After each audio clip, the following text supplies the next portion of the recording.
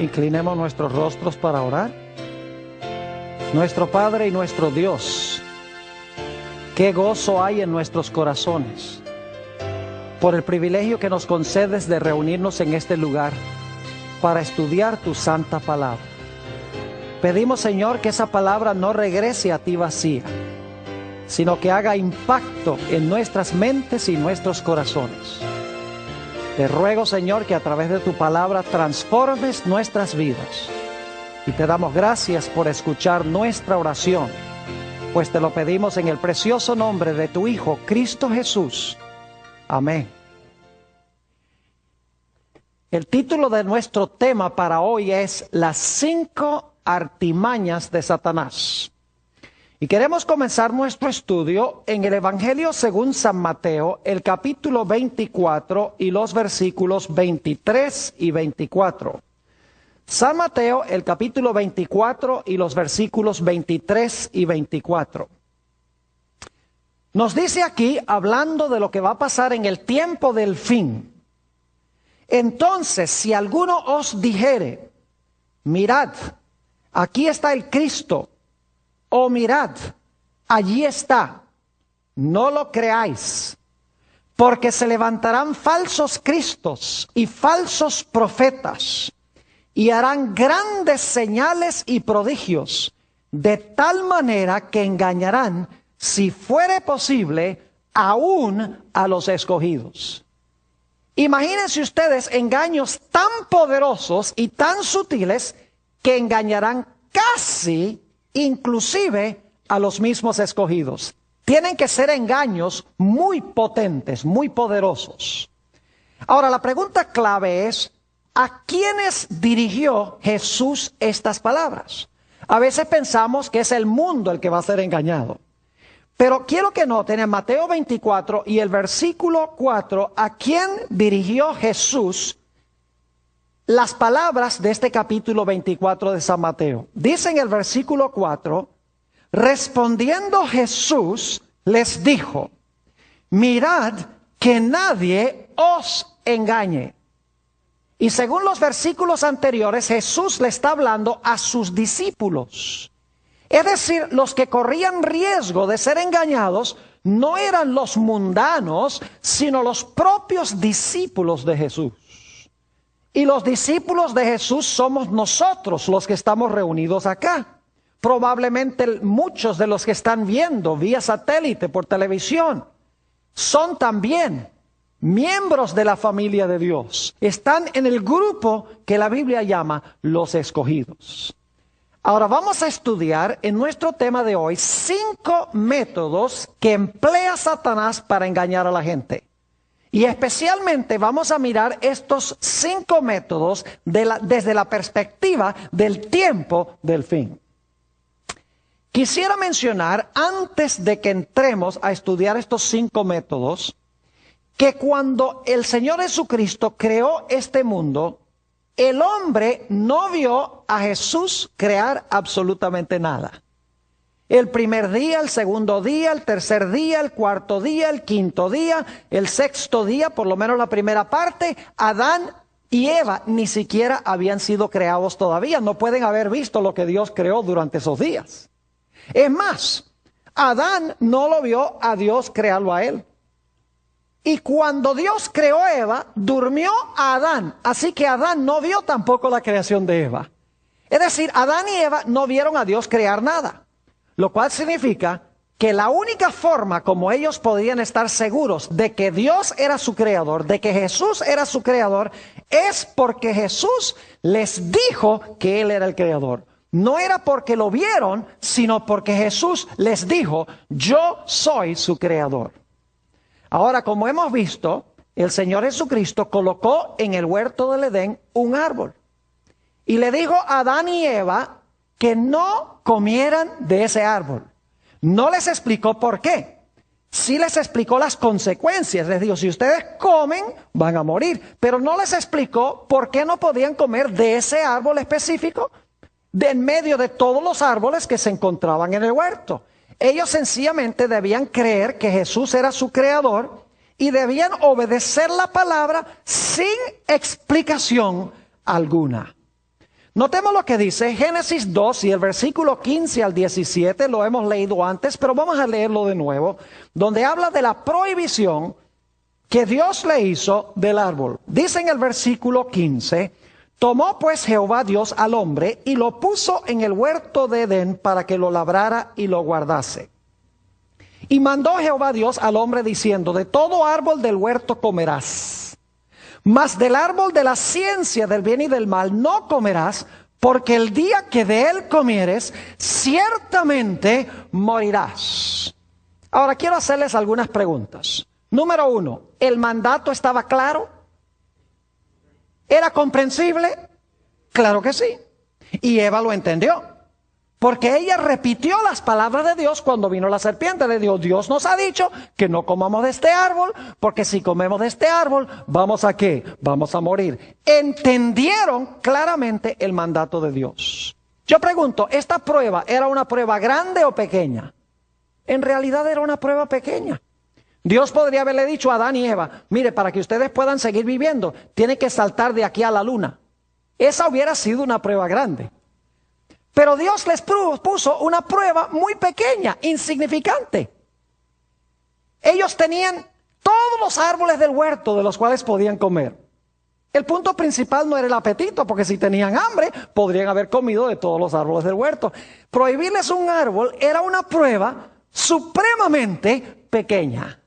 Además de eso, como he mencionado, Dios no les dio a Adán y Eva ninguna explicación por la cual prohibió ese árbol específico. Sí les dijo, iban a morir si comían del árbol, pero no les explicó en qué se distinguía ese árbol de los demás árboles. Sencillamente les dijo, crean mi palabra, yo fui el creador, yo pongo las reglas y ustedes no deben comer de este árbol. Pero nos dice en el libro de Génesis que ellos escogieron desobedecer el mandato de Dios, la palabra de Dios, que comprendían claramente que era una prueba pequeña, sin explicación, escogieron abiertamente contrariar a Dios. Cuando Dios vino a hablar con Eva, quiero que noten lo que dijo Eva. Génesis el capítulo 3 y el versículo 13. Génesis el capítulo 3 y el versículo 13. Noten las palabras que le habló Eva al Señor Jesús. Porque ya hemos visto que el creador aquí fue Cristo. Dice en el versículo 13, entonces Jehová Dios dijo a la mujer, ¿qué es lo que has hecho? Y dijo la mujer, la serpiente me ¿qué? La serpiente me engañó y comí. ¿Qué hizo la serpiente? La serpiente engañó a Eva. Ahora quiero preguntarles, ¿qué necesita hacer usted para engañar a alguien? ¿Alguien sabe aquí qué necesita hacer para engañar a alguien? O siempre es la respuesta que la gente me da. Para engañar a alguien usted le tiene que mentir. Pero no todas las mentiras engañan. Ahora fíjense, los que están mirando, hagamos un experimento. Yo los voy a engañar ahora a ustedes, ¿ok? Así que miren para acá. Ustedes ven este traje que yo tengo puesto. Este traje es rojo. ¿Cuál rojo ni que nada? Dice la hermana. ¿Les eché una mentira? ¿Les metí una mentira? Sí, claro que sí. ¿La creyeron? Claro que no. Porque las mentiras que engañan no son las mentirotas. Las mentiras abiertas. Las mentiras que engañan son las que más se parecen a la verdad. Y para cada verdad que Dios tiene, Satanás tiene una falsificación o un error. Hace algunos años tuve el privilegio de enseñar en la ciudad de Medellín, Colombia, en una universidad. Enseñaba teología allí. Y un día fui al centro de la ciudad a un almacén Ley, para comprar una mercancía. Llegué a la caja para pagar la mercancía que tenía y la muchacha que estaba recibiendo el dinero tomó el billete y lo miró en la luz, lo arrugó en su mano, lo puso debajo de una luz negra e enseguida llamó a un policía, le dijo, venga acá, que este hombre me acaba de dar un billete falso de 10,000 pesos. Ahora imagínense ustedes eso. Aquí en los Estados Unidos uno generalmente es inocente hasta que se compruebe culpable. Por allá uno es culpable hasta que lo comprueben a uno inocente. Yo viví muchos años allá. Las cosas funcionan de una forma distinta. Así que yo sabía que estaba en problemas. Vino otro policía, me tomaron uno por un brazo, el otro por el otro brazo, me llevaron allá a un cuartico y empezaron a interrogarme. Empezaron a decirme, ¿dónde tiene la maquinaria? Y yo le dije, ¿cuál maquinaria? La maquinaria con que hacen los billetes. Yo dije, no, si yo no soy falsificador. Dice, ¿cómo que no es falsificador? Usted entregó un billete falso. Yo dije, no, pero ese billete yo no lo miré, sencillamente yo entregué un billete, alguien me lo dio. Dice, no, usted es un falsificador. Entonces uno de los policías dice, mire, ¿a dónde trabaja usted? Yo le digo, mire, yo trabajo en el Instituto Colombo Venezolano, yo enseño teología allá. Y oiga, cuando dije eso, el policía como que cambió de actitud, sonrió y dijo, ese colegio es muy bueno. Dice, de allá no pueden salir falsificadores. Y yo dije, gloria a Dios, las cosas están mejorando aquí. Entonces el policía me dijo, mire, cuando en el futuro alguien le dé a usted un billete, usted tiene que mirarlo con cuidado. No pague con un billete falso porque se puede meter en problemas. Yo le voy a mostrar a usted cómo distinguir un billete falso de uno genuino. Y entonces trajo el billete falso, trajo un billete genuino y me dice, mire, usted mira el billete falso en la luz y usted se da cuenta que la cabeza de Simón Bolívar está borrosa. Usted mira el billete genuino en la luz y ve que la cara de Simón Bolívar está clarita. Y de verdad que sí. Entonces tomó el billete y lo puso de nuevo en la luz y dice, mire, el billete falso no tiene una raya marrón que cruza el billete, mientras que el billete genuino sí tiene la raya marrón. Yo dije, de verdad que sí. Luego tomó el billete falso y lo arrugó en la mano y tomó el billete genuino y lo arrugó también en la otra mano y el billete genuino empezó a abrirse como una flor, mientras que el papel del billete falso se quedó arrugado. Y luego tomó el billete genuino y lo metió debajo de la luz negra y le brillaban los círculos a donde estaba la cara del prócer de Simón Bolívar, mientras que el billete falso lo ponía debajo de la luz negra y no le brillaba nada. Dice, la próxima vez que alguien le dé un billete grande, asegúrese de que es genuino. Y claro, cuando yo iba a la caja después para pagar con un billete de 10,000 pesos o de 20,000 pesos, yo le daba el billete a la cajera, ella hacía el proceso, lo miraba en la luz, a veces lo arrugaba, lo metía debajo de la luz negra y entonces ella me daba los vueltos, me daba billete de 5,000 o me daba un billete de 10,000 y yo agarraba el billete, lo miraba en la luz, lo arrugaba en la mano y seguía también el proceso. Y una cajera un día me dice, ¿y por qué usted hace eso? ¿Acaso no confía en mí? Yo le dije, mire, yo confío tanto en usted como usted confía en mí. Ahora yo quiero preguntarles, ¿cómo podía yo distinguir un billete falso de uno genuino? Tenía que conocer ¿qué cosa? El genuino para detectar la falsificación. Es decir, si yo no conozco la verdad, yo no voy a poder detectar el error.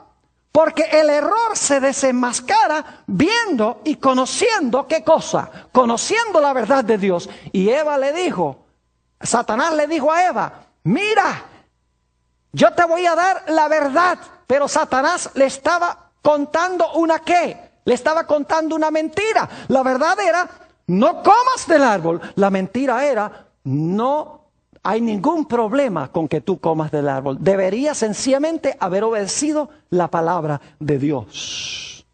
Ahora yo quiero preguntarles, ¿qué viene primero? ¿Lo genuino y luego la falsificación? ¿O la falsificación y luego lo genuino?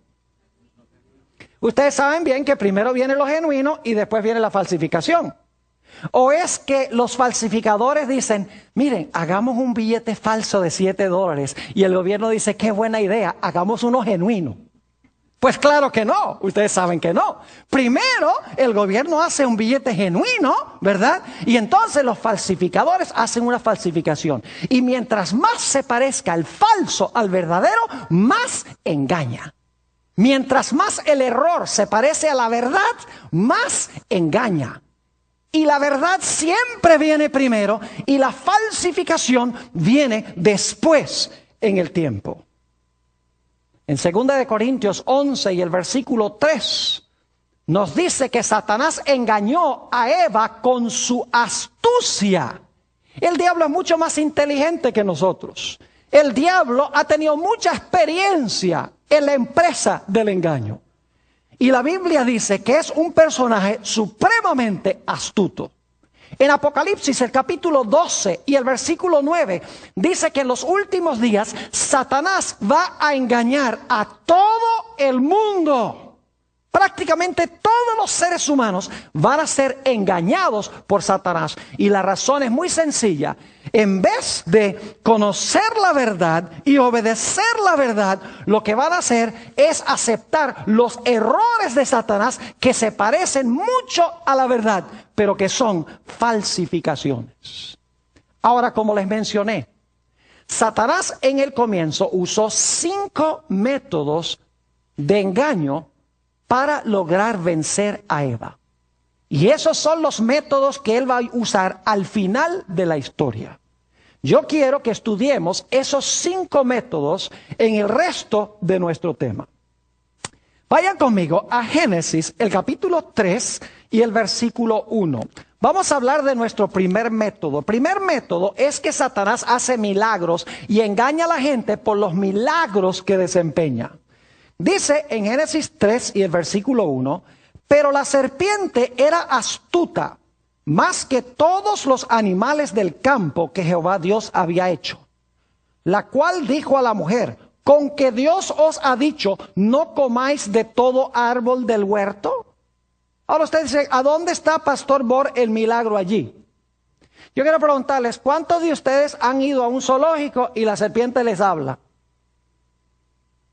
Yo les apuesto que si ustedes van a un zoológico y una serpiente levanta la cabeza y dice, buenos días, señor, ustedes van a salir corriendo.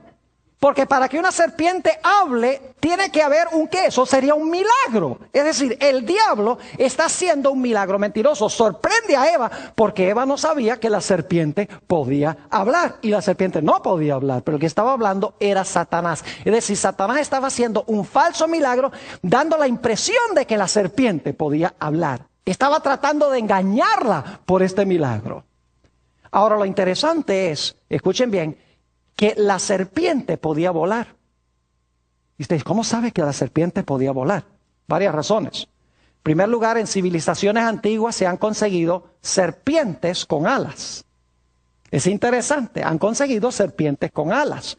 En las civilizaciones antiguas siempre pintaban a las serpientes con alas. Eso demuestra que ellos tenían una memoria de algo que iba hasta el principio. No solamente eso, sino que en Isaías 14:29 habla de serpientes con alas. Y la razón más importante es que nos dice aquí en Génesis, el capítulo 3, que cuando la serpiente se dejó usar por Satanás, Dios le dijo a la serpiente, de ahora en adelante te vas a arrastrar y vas a comer polvo. Si ya se estaba arrastrando y comiendo polvo, eso no hubiera sido ningún castigo. La serpiente podía volar. Y en realidad Eva esperaba que viniera una serpiente porque Dios le había dicho a Adán y Eva, miren, va a venir Satanás al huerto para tratar de lograr que ustedes pequen, para tratar de convencerlos de que coman del árbol. Y Eva, muy autosuficiente, dice, eso no hay ningún problema. Cuando se aparezca esa serpiente, cuando se aparezca ese ángel, inmediatamente yo voy a saber que es el ángel caído si él nos dice que comamos del árbol. Lo que pasa es que Eva no contaba con la astucia de Satanás. Satanás no se iba a aparecer como un ángel glorioso porque Eva estaba esperando un ángel. Dios les había advertido. Así que Satanás dice, no, tengo que usar otro método más capcioso. Y así que Satanás se esconde detrás de una serpiente y usa la serpiente para cumplir sus propósitos. Y hace este milagro mentiroso. Hoy en día, los cristianos les encanta seguir a los milagros. Les encanta a donde hay señales y prodigios y sanamientos y lenguas y saltos y bailes y todas esas cosas en la iglesia. Les encanta donde hay cosas sobrenaturales que están pasando en la iglesia. Pero ¿saben ustedes que no todos los milagros son de Dios? Lo vemos a partir de Génesis 3 y el versículo 1, que hay milagros mentirosos. La serpiente no podía hablar. Satanás le dio la apariencia de la facultad de hablar. Ahora vayan conmigo al Evangelio según San Juan, el capítulo 6 y el versículo 2. San Juan, el capítulo 6 y el versículo 2. Aquí encontramos que Jesús está haciendo su obra entre las muchedumbres. Y quiero que noten por qué las muchedumbres seguían a Jesús. Dice en el versículo 2, y le seguía gran multitud. ¿Por qué le seguían? Porque veían las señales que hacía en los ¿qué? En los enfermos. La gente decía, a este hay que seguirlo, porque este es un curandero. Es decir, veían en Jesús un curandero, alguien que hacía milagros, y lo seguían. Pero ¿saben algo? Siguen leyendo el capítulo y van a darse cuenta que el Señor Jesucristo empezó a predicarles un sermón. Yo soy el pan de vida. Tienen que asimilar el pan de vida, o si no, no van a tener vida en ustedes mismos. Y cuando Jesús empezó a decirles que tenían que obedecer la palabra, la gente dijo, si no hay milagros, con la pura palabra no queremos. Y cuando llegamos al final del capítulo, si van conmigo al versículo 66, interesante que es Juan 6:66, o sea, Juan 666. Es una coincidencia, pero van a recordar el versículo ahora para siempre. Juan 6 y el versículo 66, cuando Jesús empezó a hablar la palabra, ya la gente no quería saber más de Jesús porque no había milagros. Dice en el versículo 66, desde entonces muchos de sus discípulos volvieron atrás y ya no andaban con él. Si no había milagros, la gente no quería saber de Jesús. Cuando predicaba la palabra y le decía a la gente que debía obedecer la palabra, la gente no quería nada que ver con Jesús. Y lo mismo sucede hoy en gran medida en el mundo cristiano, este fenómeno. Noten lo que dice Segunda de Tesalonicenses, el capítulo 2 y el versículo 9. Aquí está hablando de la obra del anticristo al final de la historia, del que se va a hacer pasar por Cristo. Noten lo que va a hacer según Segunda de Tesalonicenses, el capítulo 2 y el versículo 9. Dice, inicuo, cuyo advenimiento es por obra de Satanás. Es decir, el anticristo va a venir por obra de Satanás. Y ahora escuchen, con gran poder y señales y prodigios mentirosos. ¿Qué va a hacer el anticristo? Dice aquí, va a obrar con poder, señales y prodigios mentirosos para engañar a la gente. Dice en el versículo 10, y con todo engaño de iniquidad para los que se pierden. Es decir, en los últimos días, el anticristo va a hacer grandes milagros, señales y prodigios con el fin de engañar a la gente. Ahora quiero que vayamos a el libro de Hechos de los Apóstoles, el capítulo 2 y el versículo 22. Hechos, el capítulo 2 y el versículo 22. Este versículo guarda una relación muy estrecha con lo que acabamos de leer de Segunda de Tesalonicenses 2. Hechos, el capítulo 2 y el versículo 22. ¿Ustedes recuerdan esas tres palabras de Segunda de Tesalonicenses? Vamos a repasar esas tres palabras claves allí en Segunda de Tesalonicenses, el capítulo 2. Quiero que noten, porque es muy importante, las mismas tres palabras se usan en Hechos 2:22. Fíjense, las tres palabras son poder, señales y prodigios. Poder, señales y prodigios, pero mentirosos. Ahora, noten lo que dice Hechos 2:22. Dice, varones israelitas, aquí está hablando el apóstol Pedro, oíd estas palabras. Jesús Nazareno, varón aprobado de Dios entre vosotros, con las maravillas, prodigios y señales que Dios hizo entre vosotros por medio de él, como vosotros mismos sabéis. Fíjese que el anticristo va a hacer las obras por obra de ¿quién? De Satanás. Ahora, aunque la traducción no es la misma de estas tres palabras griegas, en el idioma original en que fue escrito el Nuevo Testamento, en Hechos 2:22 y en Segunda de Tesalonicenses 2:9, las palabras son idénticas. Es decir, que las palabras poder, señales y prodigios en 2 Tesalonicenses 2:9, y las palabras maravillas, prodigios y señales en Hechos 2:22 son las mismitas palabras en el idioma en que fue escrito el Nuevo Testamento, el griego. ¿Qué quiere decir esto? Quiere decir que el anticristo va a falsificar las obras que hizo Jesús. Porque si se usan las mismitas palabras para describir lo que va a ser el anticristo, y es lo que hizo Cristo, quiere decir que el anticristo va a sanar enfermos. El anticristo va a hacer maravillas, va a echar demonios, va a hacer todas estas cosas. Y la gente va a creer que es ¿quién? Que es Cristo. Porque eso fue lo que hizo Cristo cuando estuvo en la tierra. Y saben ustedes que este fenómeno va a pasar en el mundo cristiano. Note lo que dice en el Evangelio según San Mateo, el capítulo 7 y el versículo 21 al 23. Fíjense qué tremendo esto. San Mateo, el capítulo 7 y el versículo 21 al 23. Dice Jesús: no todo el que me dice Señor, Señor, entrará en el reino de los cielos, sino el que hace la voluntad de mi Padre que está en los cielos. Yo pregunto, si esta gente dice Señor, Señor, ¿están profesando seguir a Jesús? ¿Si lo llaman Señor, Señor? Claro que sí. Jesús dice, no todo el que me dice Señor, Señor. Si la gente lo está llamando Señor, es porque ellos profesan ser de Jesús. Ahora noten el versículo 22. Muchos me dirán en aquel día, Señor, Señor, ¿no profetizamos en tu nombre? Si están usando el nombre de Jesús, ¿dicen que son cristianos? Claro que sí. ¿Y en tu nombre echamos fuera qué? Demonios. ¿Y en tu nombre hicimos muchos qué? Milagros.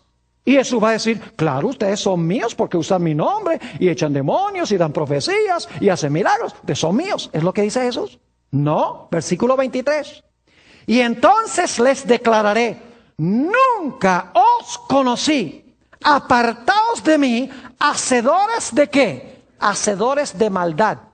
Fíjense que son cristianos profesos, porque ellos llaman a Jesús Señor, Señor, y usan el nombre de Jesús. Pero Jesús dice, yo no los conozco a ustedes, apártense de mí, obradores de maldad. ¿Saben que esa palabra maldad se podría traducir mejor? Es la misma palabra que se traduce en 1 de Juan 3:4, infracción de la ley. Esas tres palabras, infracción, 4 palabras, infracción de la ley, es la misma palabra maldad, aquí en Mateo el capítulo 7.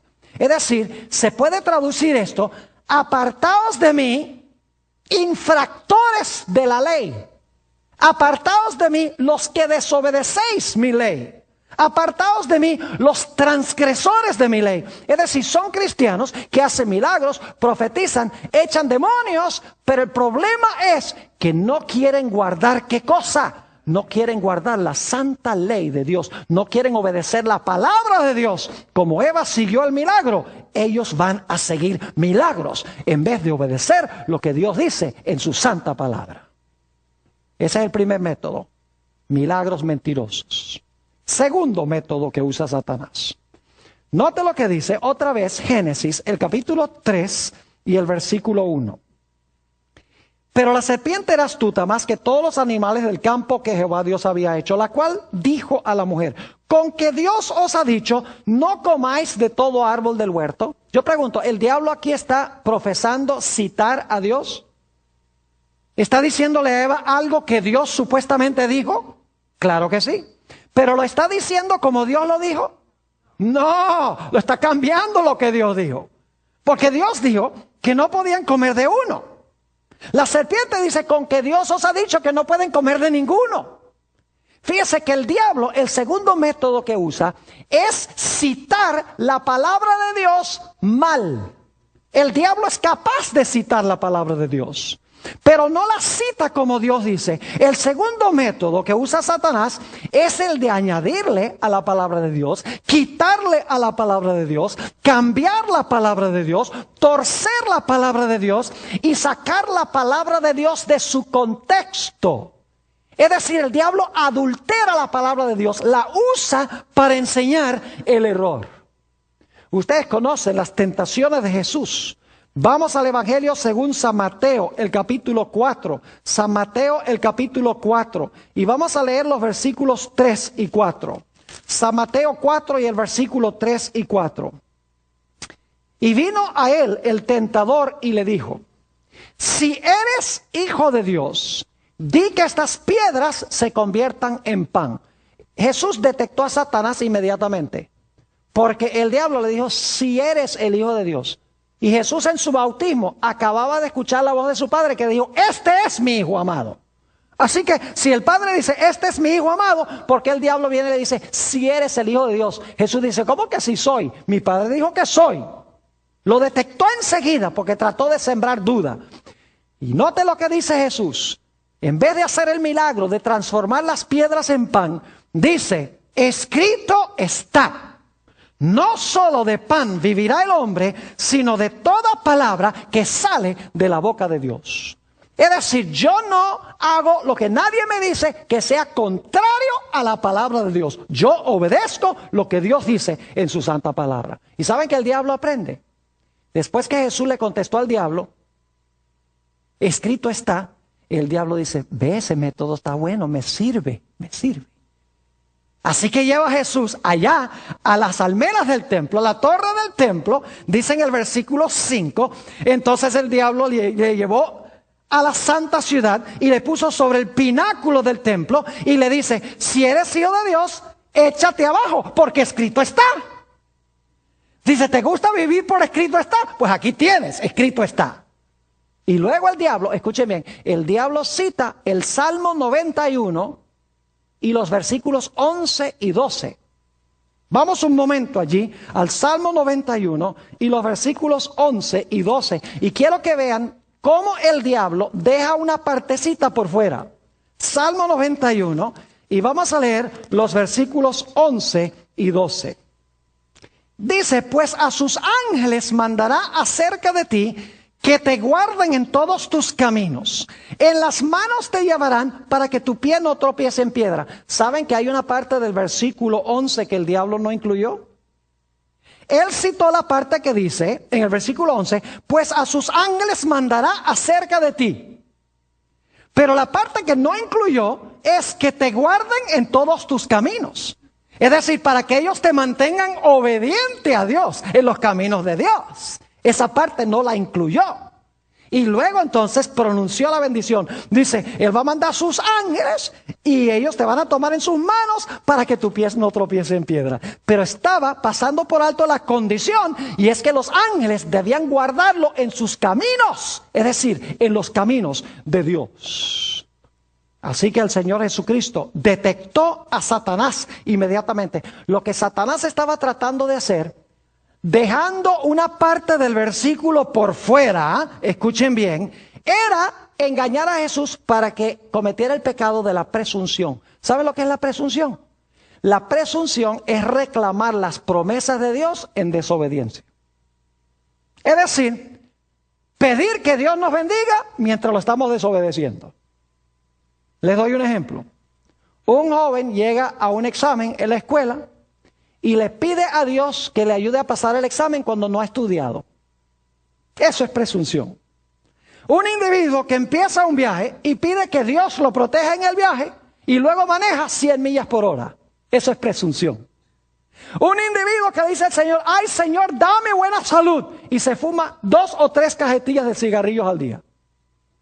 Es reclamar las promesas de Dios en desobediencia. Si Jesús hubiera saltado, el diablo dice: salta, desobedece a Dios y entonces reclámale a Dios para que te cuide. Y muchas veces nosotros hacemos ese tipo de cosas. Reclamamos las promesas de Dios mientras estamos desobedeciendo la palabra de Dios. Es decir, el segundo método de Satanás es el método de dejar partes de la Biblia por fuera, citar mal la palabra de Dios, como hizo en el huerto del Edén, añadirle y quitarle. Por eso en Apocalipsis 22 dice: ay del que le agregue a la Biblia, porque Dios le va a agregar las plagas. Y hay del que le quite a la Biblia, porque Dios va a quitar su nombre del libro de la vida. Es decir, el diablo juega jueguitos con la palabra de Dios. Cita partes, tuerce, cambia, añade, quita, saca de contexto para que la gente crea que Dios está diciendo una cosa cuando en realidad está diciendo otra. Noten 2 de Timoteo, el capítulo 4 y el versículo 2 al 4. 2 de Timoteo, el capítulo 4 y los versículos 2 al 4. Fíjense lo que va a hacer Satanás en los últimos días, incluyendo a los que profesan ser ministros de Dios. Dice allí en 2 de Timoteo, el capítulo 4 y empezando en el versículo 2, el apóstol Pablo le está hablando a Timoteo, que prediques la palabra. ¿Que prediques qué cosa? Que prediques la palabra, que instes a tiempo y fuera de tiempo. ¿Por qué es que Timoteo debía predicar la palabra? Escuchen bien. Redarguye, reprende, exhorta con toda paciencia y doctrina. Ahora va a dar la razón. Porque vendrá tiempo cuando no sufrirán la sana doctrina, sino que teniendo comezón de oír, se amontonarán maestros conforme a sus propias concupiscencias y apartarán de la verdad el oído y se volverán a las fábulas. Dice que en los últimos días va a haber gente que tiene comezón de oír y se van a amontonar maestros que les enseñen lo que quieren oír. Es decir, tienen piquiña en los oídos. Y entonces le dicen al maestro, mira, tú estás dispuesto de rascarme la oreja. Es decir, enséñame lo que yo quiero oír. Y si el maestro dice, sí, yo te enseño lo que tú quieres oír, entonces dice, entonces enséñame. Es decir, en los últimos días Dios insta a sus ministros que prediquen la palabra, porque va a venir el tiempo en que la gente no va a tolerar sufrir, como dice aquí, la sana doctrina. Van a querer apartar de la verdad del oído y seguir las fábulas, porque quieren vivir de acuerdo a sus propias concupiscencias o de acuerdo a sus propias pasiones. Un ejemplo de esto es que en el mundo cristiano muchos ministros hoy en día enseñan que el cristiano no tiene que guardar la ley de Dios, porque estamos bajo la gracia. Dicen, no, el cristiano está bajo la gracia, no tiene que guardar la ley. Nosotros no estamos bajo la ley, seguimos lo que dice el Espíritu Santo. Ustedes lo han oído. Y suena muy bonito. Y usan mayormente los escritos del apóstol San Pablo. Ahora, ¿saben ustedes que el apóstol Pablo escribió algunas cosas bien difíciles de entender? Vamos a notar en 2 de Pedro, vamos a 2 de Pedro, el capítulo 3 y el versículo 15 al 17. 2 de Pedro 3, 15 al 17. El apóstol Pablo no siempre escribe cosas fáciles de comprender. Tenemos que admitir eso. Dice allí en 2 de Pedro, el capítulo 15 y capítulo 3, y el versículo 15. Y tened entendido que la paciencia de nuestro Señor es para salvación. Como también nuestro amado hermano Pablo, según la sabiduría que le ha sido dada, os ha escrito, casi en todas sus epístolas, hablando en ellas de estas cosas, es decir, de la salvación. Ahora escuchen bien, entre las cuales hay algunas difíciles de entender. ¿El apóstol Pablo escribió cosas difíciles de entender? ¿Cómo no? Pero ¿le va a echar Pedro la culpa a Pablo? No, sigue diciendo, las cuales los indoctos e inconstantes que tuercen, como también las otras escrituras, para su propia perdición. Es decir, porque el apóstol Pablo escribió cosas complicadas, Pedro no le echa la culpa a Pablo, sino que dice, la culpa la tienen los que no estudian con cuidado. Los indoctos tuercen lo que escribió Pablo y tuercen también las demás escrituras. Permítame mencionarles 3 escrituras aquí rápidamente sin buscarlas, porque el tiempo apremia. Romanos 3:28, el apóstol Pablo dice, concluimos pues que el hombre es justificado por la fe sin las obras de la ley. Entonces algunos dicen, es pura fe y nada de obras. Pero si tan solo leyeran el versículo 31 del mismo capítulo, el apóstol Pablo dice, entonces ¿qué? ¿Invalidamos la ley por la fe? Dice, en ninguna manera, antes establecemos la ley. Así que el apóstol Pablo dice que no somos justificados por guardar la ley, pero dice que cuando recibimos a Jesús vamos a guardar la ley, se establece la ley. En otras palabras, si la gente tan solo leyera el contexto, entenderían lo que Pablo está diciendo. Otro texto que usan mucho para decir que no necesitamos guardar la ley porque estamos bajo la gracia es Romanos 5:20, donde el apóstol Pablo dice que donde abundó el pecado, sobreabundó la gracia.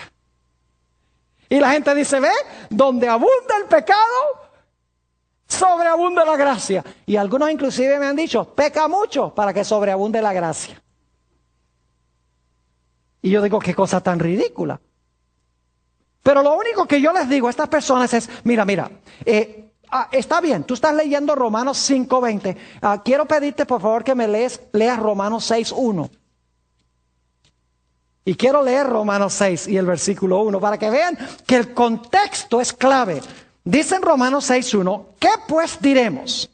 ¿Perseveraremos en pecado para que la gracia abunde? En ninguna manera, porque los que hemos muerto al pecado, ¿cómo viviremos aún en él? Así que el apóstol Pablo no está diciendo que porque hay mucha gracia debemos pecar mucho. Dice, no debemos perseverar en el pecado. Otro texto favorito es Romanos 6:14, donde el apóstol Pablo dice, porque el pecado no se enseñoreará de vosotros, pues no estáis bajo la ley, sino bajo la gracia. Y los cristianos dicen, yo no estoy bajo la ley, estoy bajo la gracia. Como si uno pudiera ahora desobedecer la ley porque uno está bajo la gracia. Lo único que yo le digo a esta gente es, por favor, lee el siguiente versículo. Nota lo que dice el versículo 15. ¿Qué pues? ¿Pecaremos porque no estamos bajo la ley, sino bajo la gracia? ¿Qué dice el apóstol San Pablo? En ninguna manera. Ahora debemos avanzar rápidamente al tercer método que usó Satanás. Primer método, milagros. Segundo, milagros mentirosos. Segundo método, un uso indebido de la palabra de Dios. Método número 3. Este es peligrosísimo. Es seguir nuestra razón, nuestra lógica, nuestra mente y nuestras emociones en vez de obedecer la palabra de Dios. Por ejemplo, en Romanos el capítulo 12 y el versículo 9, hoy en día a los cristianos les gusta hablar mucho del amor, ¿no es así? Dice, lo importante es el amor, no la ley. Desde que tengamos amor, en realidad eso es lo único que importa en la iglesia. Y yo digo amén, siempre y cuando se entienda lo que es amor. Yo pregunto, ¿el amor se puede fingir? ¿No se puede fingir el amor? ¿Nunca han visto ustedes a un joven, un galán de esos que conquista a esta mujer? Se viste bien y la trata como una reina. Y luego cuando se casan, no hace sino maltratarla. ¿Eso es amor qué? Fingido. ¿El amor se puede falsificar? Claro que se puede falsificar. Y en la iglesia hay mucho amor falso, nada más porque la gente se siente bien y porque se abraza y todo. Dicen eso es amor. La Biblia tiene la definición clara en cuanto es el amor.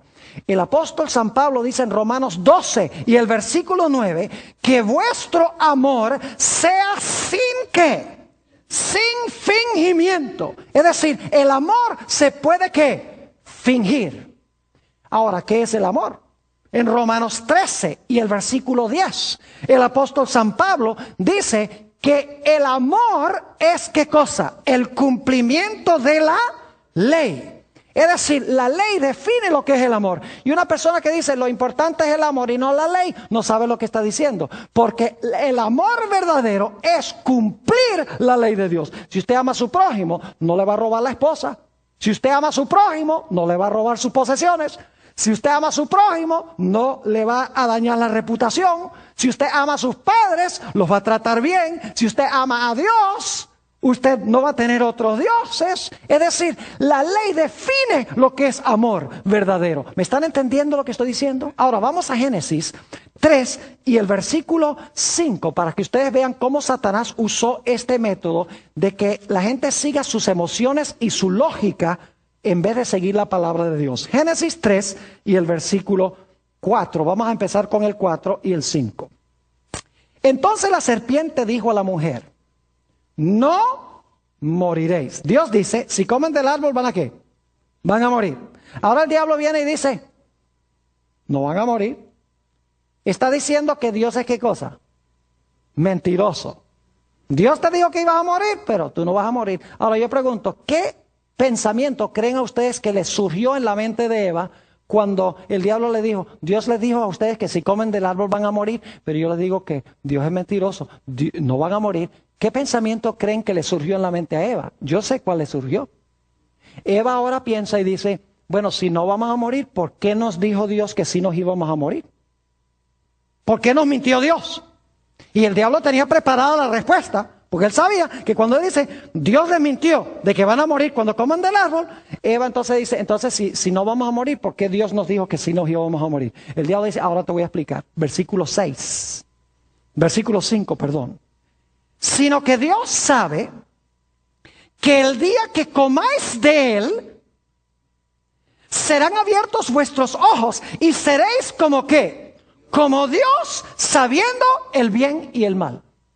¿Sabe lo que Satanás le está diciendo a Eva? Le está diciendo, mira, piensa. No escuches nada más lo que te dice Dios. Dios dice que vas a morir. Y tú te vas a comer ese cuento. No. Dice, piensa. Piensa por qué Dios te dijo que no comieras del árbol. No es porque vas a morir. Yo te voy a explicar por qué. Es porque Dios en cierta ocasión comió de este árbol y cuando comió de este árbol se hizo Dios. Y entonces cuando él descubrió los poderes que da comer de este árbol, él dice, yo no puedo permitir que más nadie coma del árbol porque ellos van a ser dioses también y yo solo quiero ser Dios. Así que desde ese momento en adelante, cualquier ser que se aparecía por ahí, Dios le decía, mira, no comas de ese árbol porque te vas a morir. Pero en realidad, Dios estaba diciendo, no comas del árbol porque yo no quiero que tú seas como yo. ¿Están entendiendo lo que está haciendo Satanás? Está llevando a Eva a buscar otra explicación para la prohibición de Dios. Y Eva se comió el cuento, dice, ve, suena lógico. Ahora sé por qué. Dios no nos dijo por qué no podíamos comer de este árbol. Ahora tengo la explicación. No es porque Dios cree que vamos a morir, no es por amor a nosotros, sino porque Dios no quiere rivales. Dios no quiere otro Dios que ande por ahí. Dios es egoísta. Es decir, el diablo empezó a jugar juegos con la mente de Eva. Y ella siguió su razonamiento, su lógica, sus emociones, en vez de seguir lo que Dios dijo en su palabra. Saben que la Biblia dice que el amor de Dios es que guardemos sus mandamientos. Primera de San Juan, el capítulo 5 y el versículo 3. También nos dice en Hechos 5:32 que Dios le da su espíritu a todos los que le obedecen. Porque hoy los cristianos dicen, lo importante es que tengas el espíritu. Que tengas el Espíritu Santo y que hables en lenguas. La Biblia dice aquí que Dios da su Espíritu Santo a todos los que le obedecen. Y si ustedes leen Juan 14 y el versículo 15 y 16, Jesús dice, si me amáis, guardad mis mandamientos y yo rogaré al Padre y os dará otro consolador. Fíjese, Jesús dice, si me aman, guarda mis mandamientos y entonces yo voy a rogar a mi Padre que les dé ¿qué cosa? Que les dé el Espíritu Santo. Hay una condición para recibir el Espíritu Santo y es guardar la ley de amor de Dios. El tercer método de Satanás es llevar a la gente a seguir lo que dice su corazón, el amor, la lógica, la razón, el corazón, la mente, contrario a lo que Dios dice claramente en su santa palabra. Cuarto método de Satanás es seguir lo que dicen nuestros sentidos. Seguir lo que dicen nuestros ojos, nuestros oídos, nuestro tacto, nuestro gusto, contrario a lo que Dios dice en su palabra. Noten Génesis, el capítulo 3 nuevamente y el versículo 6. Génesis, el capítulo 3 y el versículo 6. Ahora fíjense cómo están involucrados los sentidos de Eva. Y vio la mujer que el árbol era ¿qué? ¿Qué está usando? ¿Sus qué? Sus ojos, ¿verdad que sí? Vio la mujer que el árbol era bueno para comer. Y que era agradable ¿a qué? A los ojos. Y árbol codiciable para alcanzar la sabiduría. Y tomó. ¿Qué sentido está usando allí? Tomó. El tacto. Y no se murió cuando lo tomó inmediatamente.